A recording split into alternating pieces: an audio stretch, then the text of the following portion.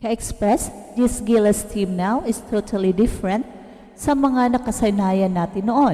Mayroong Kai Sotto na isang homegrown player, may isang naturalized player na hindi sentro na si Justin Brownlee at mayroong national head coach na walang drama who is known as the GOAT ng PBA, no other than Coach Tim Cone. Kung noon ay kumukuha tayo ng mga center para sa naturalized player, ngayon ay hindi na dahil sa presence ni Kai. Ang taas kasi ng skill level ni Kai kumpara kay Andrew Blatch na isang legit NBA modern big man.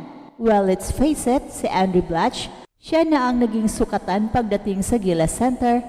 Pero nang dumating si Kai sa senior team, ay nakikita ng lahat na kaya ni Kai napunan ang mga nagagawa ni Andrew Blatch and more pa. At ito ngayon ang biggest advantage ng Gilas na hindi na kailangan kumuha pa ng isa pang big man naturalized player. Kaya ang kinuha ng Gilas ay scorer na katulad ni Jordan Clarkson at Justin Brownlee. Kaya naging lethal ang combination ni Kai Sotto at Justin Brownlee dahil parehong magaling at world class. Parang nagkaroon ng dalawang import ang Gilas, kaya nahihirapan ang mga kalaban tibagin ang Gilas dahil sa inside and outside threat ni Kai Sotto at Justin Brownlee. Pero kailangan pa rin ng isang head coach na siyang magdidikta kung ano ang sistema na gagamitin upang ma-maximize ang skill set ni Kai. At diyan pumasok si Coach Tim to form a formidable triumvirate para sa Gilas. Express, sa wakas ay nakita na natin ang isang Gilas Pilipinas na hindi lang pangarap kundi isang realidad na kayang tumalo sa mga bigating kalaban sa Asia at higit pa. At kapag makuha ang sunod-sunod na panalo kontra New Zealand at Australia, ito ay magbubukas ng bagong yugto sa kasaysayan ng ating national team. Pero ang tanong ngayon, ano ang meron sa team na ito na wala sa mga nauna? At sa video na ito, samahan niyo ako ka-Express dahil alamin natin kung paano sina Kai Sotto, Justin Brownlee at Coach Tim Cone ang magiging haligi ng bagong era ng Gilas.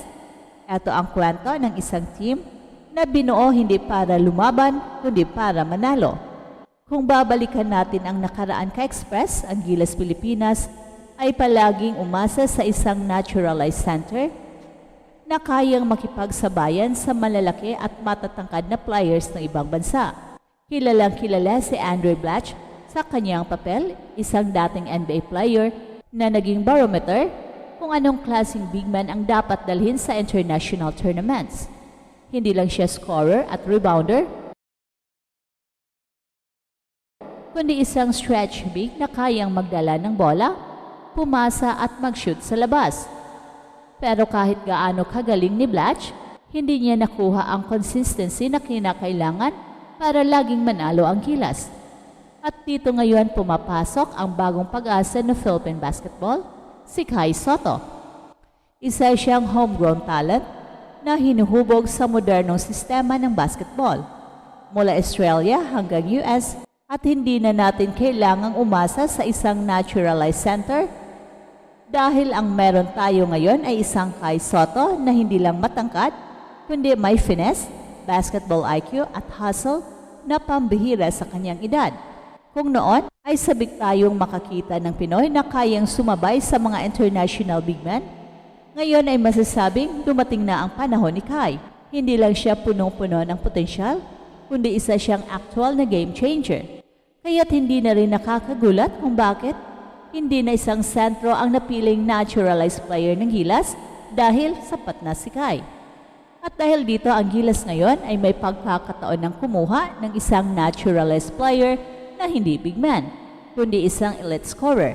Sa pagkakataong ito, si Justin Brownlee ang napiling partner ni Kai sa core ng ating national team.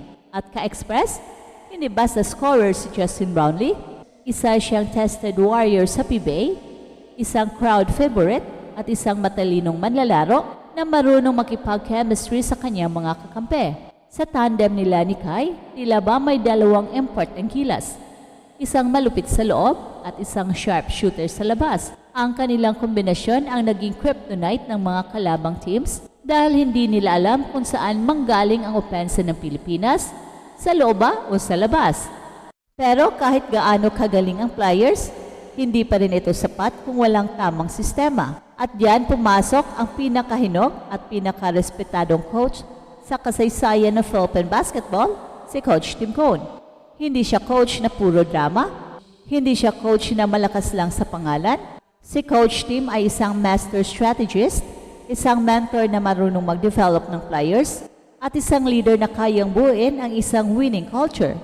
Hindi na rin siya bago sa pressure dahil ilang dekada na siyang nanalo sa PBA, pero ang pinakamalaking hamon para sa kanya ay ang pagsamahin ang dalawang magkaibang mundo. Ang mundo ng mga local stars at ang naturalized players sa isang cohesive unit. Sa naging laban ng Gilas kontra New Zealand, nakita agad ang epekto ng coaching ni Coach Tim. Walang masyadong flashy plays, pero sobrang disiplina at tiwala sa sistema. Hindi nila pinilit ang laro at hindi sila nagpadala sa tempo ng kalaban. Si Kai ay ginamit sa tamang timing, either sa pick and roll o bilang stretch 5. Si Justin Brownlee naman ay naging primary creator kapag kinakailangan, pero hindi rin nangingimi na ipasa ang bola sa mga open teammates. Sa ganitong sistema, hindi lang nag-e-excel sina Kai at Brownlee, kundi pati na rin mga role players gaya ni Scottie Thompson, Dwight Ramos at Jamie Malonzo. Isang mahalagang detalye ka-express na dapat nating pansinin ay ang chemistry ng buong team. Hindi na ito yung typical na Gilas na parang all-star team na pinagsama-sama pero walang cohesion. Sa ilalim ni Coach Tim, ang team ay may clear roles, lahat may assignment, lahat may value, hindi man palaging perfect pero consistent. At ang pinakamalaga, nag-e-enjoy ang mga manlalaro sa sistema.